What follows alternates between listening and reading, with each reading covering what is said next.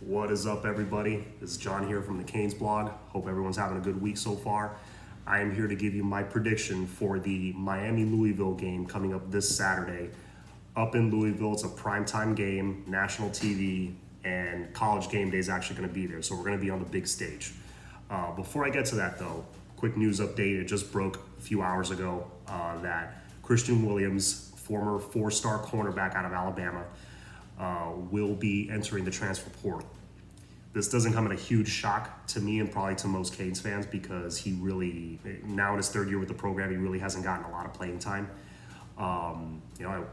Like with every transfer, I wish him well wherever he goes.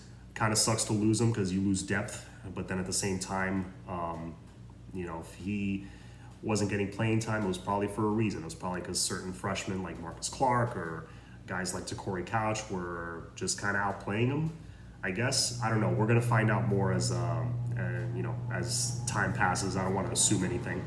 He could have personal reasons why he wanted to leave. Who knows?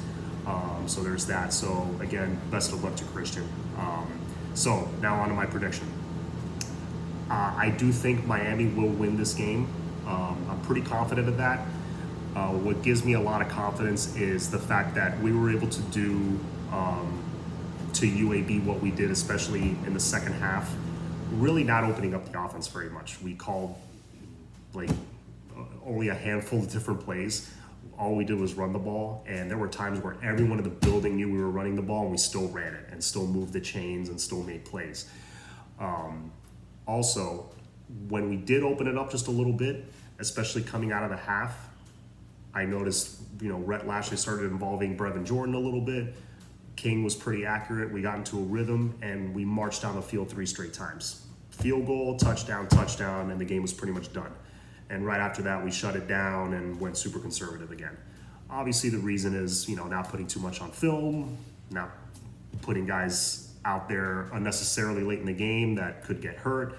You want to save your guys. I get that. So also, I should mention, Louisville was ranked 111th last year against the run.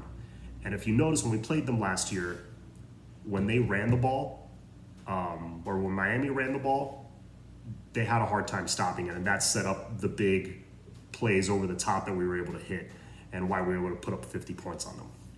Now, the Football Power Index, the FPI, has us right now at a 23.3% chance to win this game. I think that's absurd. I don't know where they're getting that number from. Before the season started, it was like at 17%. I mean, the FPI must love Louisville. They're a good team. They're very talented. Scott Satterfield's doing a great job building up that program again. They got some playmakers. Obviously, Tutu Atwell's super dangerous. But we beat them by 25 points last year. And I feel like they're not taking that into account at all with a Dan Enos offense. Now, we're coming in with a Rhett Lashley offense. We're going to run a lot more plays. I see some improvement from the O-line, gradual. I think they're going to get better and better with each passing week. I think we're going to open things up more, involve the tight ends, Brevin Jordan, little Will Mallory, involve the receivers. I think De'Aaron King, which if you noticed, in a lot of those zone reads, I feel like he was told not to pull the ball and run.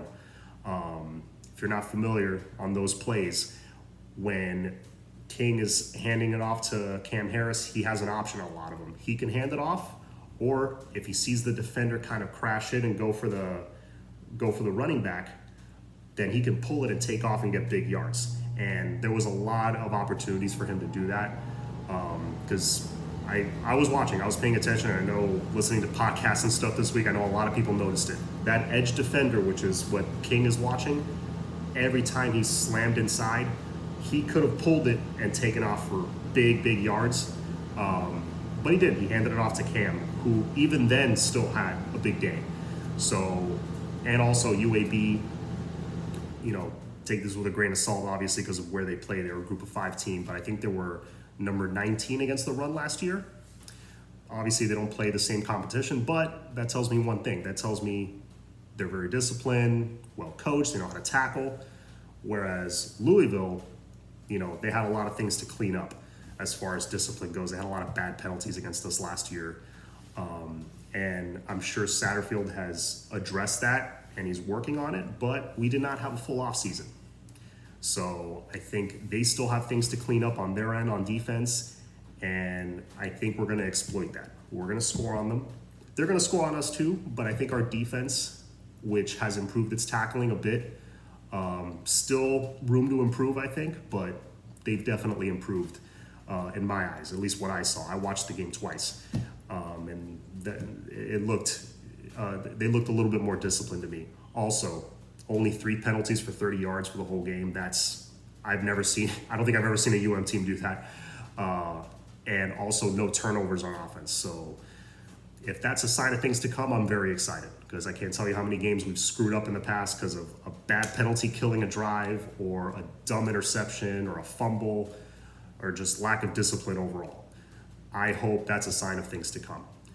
Now, as for my prediction, as far as the score goes, I think Miami wins this game 34-27.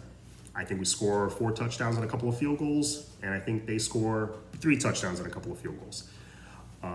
I think Tutu and some of their playmakers, I think they make plays. They probably hit a big touchdown they hit a bomb for a touchdown at some point, but overall, I think we're going to contain them. We're going to keep them under 30 points, hold them to a couple of field goals, and I think we're going to dial up the pressure on defense, because just like we went vanilla on offense against UAB, we went vanilla on defense. We didn't really dial up the pressure, especially on third downs, until later in the game.